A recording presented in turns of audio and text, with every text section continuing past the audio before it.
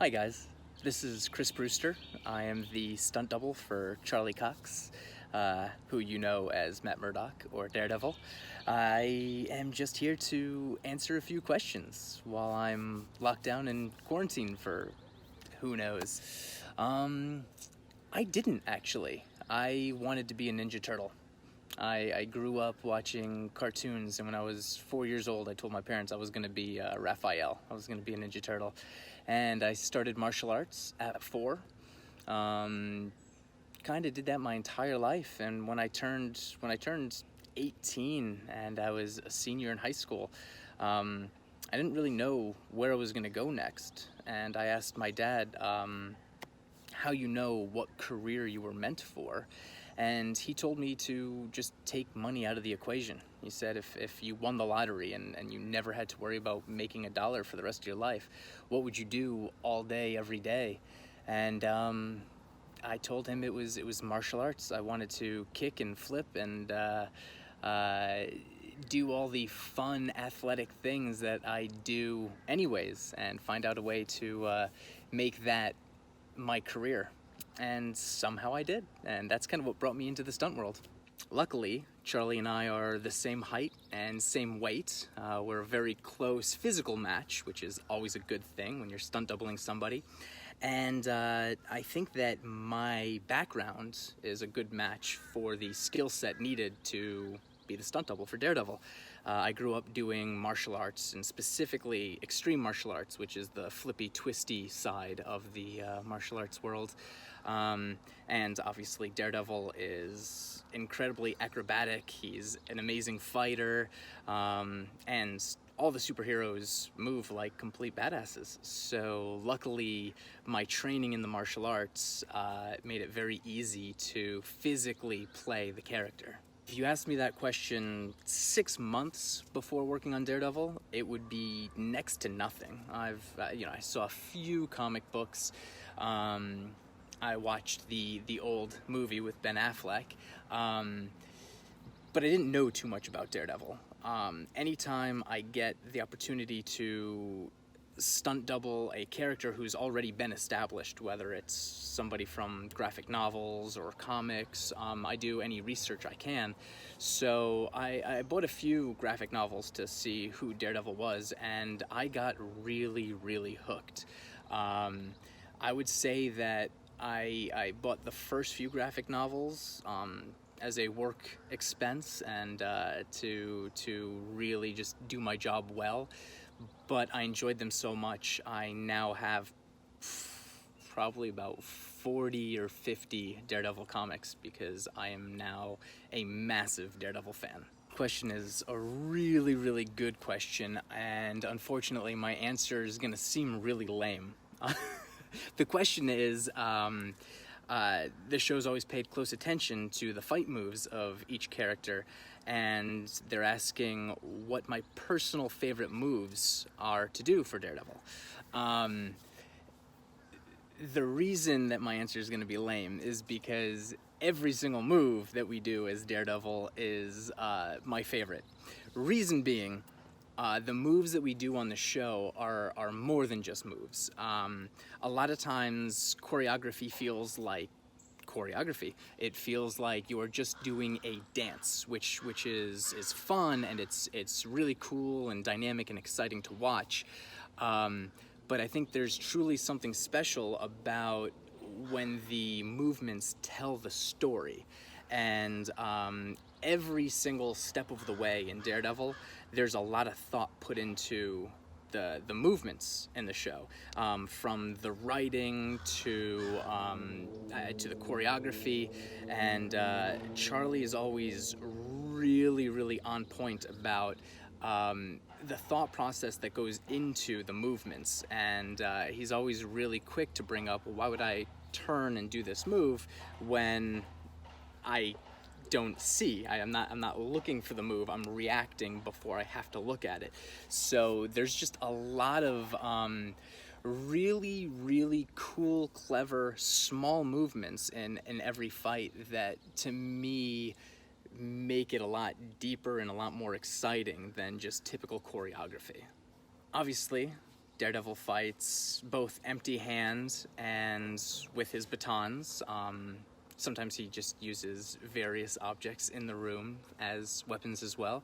I genuinely like all of it. They always say that a weapon is just an extension of the hand, and pretty much anything you do empty-handed you could do with weapons in your hands. What I really like about Daredevil's weapon manipulation is the fact that since he doesn't need to see things, he can ricochet weapons and catch them without looking, and he could just do movements with the weapons that your average person or your average superhero could not do. So it was a fun, creative journey working with his weapons.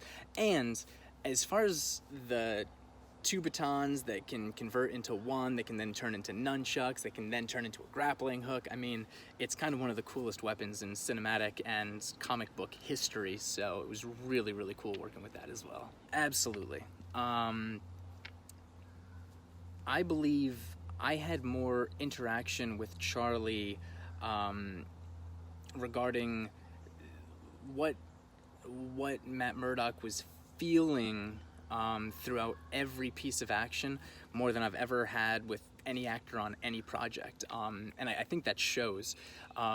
Charlie really put a lot of thought into where he was at every moment of every piece of action. So if we choreographed something that was really dynamic and exciting but didn't really match the tone leading into it, he would let us know, hey, the scene started off, a great example of it is the first hallway fight from season 1. We choreographed an awesome fight, and Charlie looked at it and loved it, but he was like, the episode starts off with him bleeding in a dumpster. He's definitely not 100%, so he's like, throughout this fight, I want for people to feel how tired and fatigued and, basically on his last limbs he was. And, I mean, that's really what made that fight so good. So the communication as far as the character, the mood, the tone, that was there for every piece of action, whether it was one move or 1,000 moves. There was a lot of thought put into it. That's a hard one. We did everything. We did fight stunts, fire stuff, water stuff. We crashed through glass and walls and floors and ceilings. A little bit of car work, kind of everything. Some of the parkour scenes were really fun. Some of them we did like some wire-assisted parkour that made it, just a little bit smoother than your average person could do or your average free runner could do. Favorite stunt, either having Lauren kick me through glass in Defenders. That was pretty awesome because I slid about 30 feet on broken glass without getting a single cut or mark, which is always a good thing. Doing the firefight against Eric in season 1. Eric was the fire double for Nobu, Eric Linden. And so when we did the fire part, that was myself and him. And then, I don't know, a couple of the wire gags when Lauren and I fought the people in the apartment. We got to do some cool wire drop-ins and stuff. It's really hard to pick one. I'm gonna think about that one. In 3 seasons of Daredevil and a season of Defenders, I am fully convinced that Charlie can do absolutely anything. And don't tell too many people, but he doesn't need a stunt double. He could absolutely do all of his own stunts. Some of the most incredible things he did. There's a move called a palm spin. It's a free-running move that a lot of parkour and trickers and lots of people learn, but it's not an easy move. You basically jump at a wall with your hands like this, and then your hands stay where they are, and your body spins around your hands. So it's like doing a side flip with your hands in place on a wall. Charlie learned that move in about 30 seconds. We were in a room of stunt people, and he didn't believe how impressive it was, and I asked if anyone else in the room could do that move, and there was like one other person out of the 30 stunt people that can actually do a palm spin. So that was really, really impressive. But even more impressive than that, there was a fight, season 3, episode 11 or 12, when Matt Murdock and Ray are kind of making their way through the traffic jam. Charlie and I thought it'd be really funny to have Matt Murdock fight the biggest person in the short bus. And so at the end of the entire fight, we fight 6'10" henchmen in this tiny little school bus. And mostly as a challenge to myself, I put in the choreography a Webster axe kick, which is basically a front flip with an axe kick, just to see if I could do it in a tiny condensed space, and I was able to pull it off. Well, Charlie saw me do that, and he was like, do you think I could do that? And, you know, again, Charlie can do anything, so it took us about 5 minutes for him to learn how to do it. And if you actually watch that fight, it's Charlie doing that move, and he throws a front flip in a space that's so narrow that your shoulders have to kind of squeeze in between the two seats. And he throws an axe kick where if he kicked any higher, he would have hit the ceiling, and if he kicked any lower, he wouldn't have actually done the move. So that was the most impressive move that he did. But again, there's quite a list. Season 1, episode 9, after Dee Dee gets done fighting Nobu and Fisk, and he jumps through the window and lands in the water and sinks down. The sinking part of that shot took us about 200 takes. Basically, in order to shoot it, we had a camera on the bottom of a pool looking up, and I had to belly flop into the water and just sink down to the bottom. And yeah, it took us about 200 takes because it had to be an unmanned camera. And you know, every time I would hit the water kind of carries your body and you drift one way or another way. And the only way the shot would work is if I just sank straight down with no movement. So we ended up putting weights in all of my pockets and, you know, really, really weighing me down. Plus I was in the outfit with the boots, and it was quite heavy to begin with. So it was about 8 hours straight of sinking and then swimming to the top, and doing a muscle up out of the pool, and then belly flopping again. And that was probably the most difficult thing, and definitely took more takes than anything else we shot the entire season. Usually, they find somebody else. You don't see our face. If you see our face, then it kind of ruins the gag. So, unfortunately, if a stunt double gets hurt, they normally just drop that stunt double and bring somebody else in. Luckily, Daredevil, the whole show, is one really big family. I got tweaked a few times on the show. I actually broke my leg a few days before season 3 wrapped, and they didn't drop me. Most shows would have, but you know, again, they treated me like family, and they kept me there to keep choreographing and, you know, keep doing things along the way. Luckily, I was able to bring in one of my best friends as a stunt double to fill in when I couldn't do. Basically, there was one move we had to do a dive roll over a table, but we brought in one of my best friends, Kane Sinclair. He's absolutely incredible, and you know, Charlie's able to do everything anyways. So you know, we were in good shape. But I feel very lucky and blessed that I was with this team and this family, because otherwise they probably would have just gotten somebody else and kicked me out. It was actually the first piece of action we all did together. In season 2, episode 5, I believe, the first time we actually see Elektra, Matt is in Fogwell's just kind of training, and Elektra shows up, and they kind of have a very flirtatious sparring match.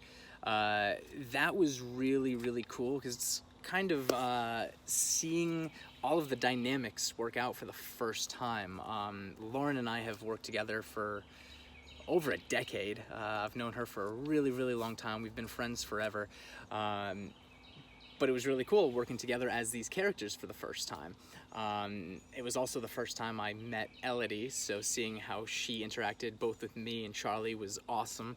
And it was just a really cool way to get to know each other really fast, and it was a really fun scene. You know, you get so used to kicking and punching and taking big, huge reactions that changing it just a little bit and having a fun sparring match as opposed to a, you know, fight for your life kind of fight was a fun little change of pace. Honestly, have to give so much credit to the wardrobe department on every season of Daredevil and on Defenders. That suit, every suit could have been extremely difficult to move in. Anytime you're in a proper three-piece suit, it's very tight. They're form-fitting, so you really can't move much. Luckily, anytime Matt Murdock was in a suit, our wardrobe department would hide seams and put little pieces of Lycra so you can stretch and so you can flip and kick without tearing your suit every time. And then when it comes to the Daredevil suit or any of the vigilante suits, you're blindfolded. So by all rights, it should be almost impossible to move and flip and do the stuff that we do. But our wardrobe department really went out of their way to find ways to make something look like you were completely blind, but give you, you know, some kind of mesh that you can actually see through. And they made it quite easy.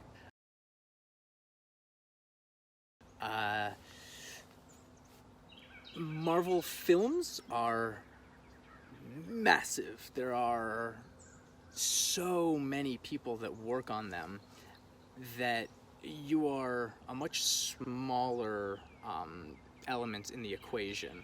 Whereas on Marvel TV, just the nature of the beast, everyone's a lot more involved, and it's a much tighter knit community. What I love about working on Marvel TV, even more than Marvel films, is that you really feel like you're part of the final outcome a lot more. In Marvel films, when you create something, when you choreograph a fight, it then has to go through 10, 15, 20 different levels of approval, and it normally gets changed drastically every step of the way.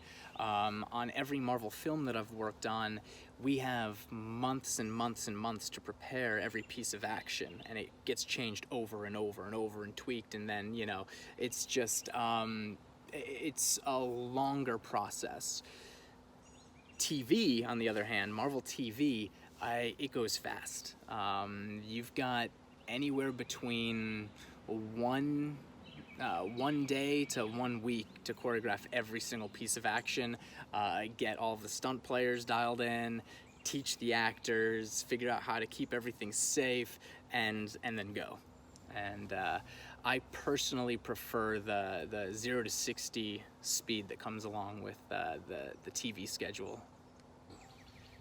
Definite tie between season 1 and season 3. Season 1 will always hold a special spot in my heart because, I mean, it was the first one. In season 1, when the challenge was made, when Phil Abraham said, you know, I want to shoot this as a oneer, and we knew that we had 3 days before we were shooting, we thought it was impossible. And it was one of the most exciting experiences of my stunt career to put everything we had into that 3 days, so that, you know, on that Wednesday, we got the news on Sunday that we were gonna go for it. We had Monday and Tuesday to choreograph it, design not only the movement, but design how the camera could get around us and everything like that, and get dialed in. And then we shot it Wednesday, and it was absolutely incredible. Really, really fun experience. Season 3, it was really fun to know that we had to not only match what we did season 1, but beat it. And what was really exciting about the season 3 prison fight is you could actually see the results of 3-4 years of Charlie training and playing Matt Murdock and Daredevil. And just the team being together for that long, it was really, really incredible. I have to admit, Charlie did 90% of that fight, so what was really, really fun for me was doing my part of that fight and then sneaking around, getting to the monitors and watching Charlie perform the rest of it. And when we finished the third take, which was the final take, we had about 40 people crammed in the room with the monitors, and the second we finished, all 40 people just big group hug, and it was just a really incredible experience. Well, the day that I met Charlie, season 1, our first scene together was just a hit and heavy bag scene, so it was a good way to kind of ease into the action. When I found out that I was going to be doubling him, I did some research and I watched Stardust and Boardwalk Empire. And at first I thought that Charlie was a skinny guy. You know, he looks like he used to carry himself, you know, around 160 or so. And when he walked in for his first day of filming, he came in just super fit, and I mean, he had to be 185 pounds of like solid muscle.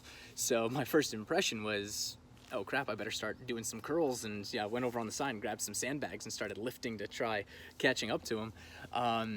And when he first started hitting the heavy bag, I was all ready to start coaching him along the way, because a lot of actors don't have that much experience with martial arts stuff. But Charlie cheated. He had a personal trainer that was not only teaching him how to lift and everything like that, he also was teaching him boxing. So when he walked up to that heavy bag, right off the bat, he just started wailing on it, and I was like, this is going to be a fun show. So that's it with the questions so far. It was fun. It was awesome. I love you guys. Save Daredevil. You guys are absolutely the best. I'm not exaggerating. You guys are really, really incredible. If you have any other questions, I'm around. I'm quarantined, so feel free to reach out. Hit me up on Instagram or Twitter or any of the things. Or we can always do a round 2 and get more questions out of the way. All right. Thank you, guys.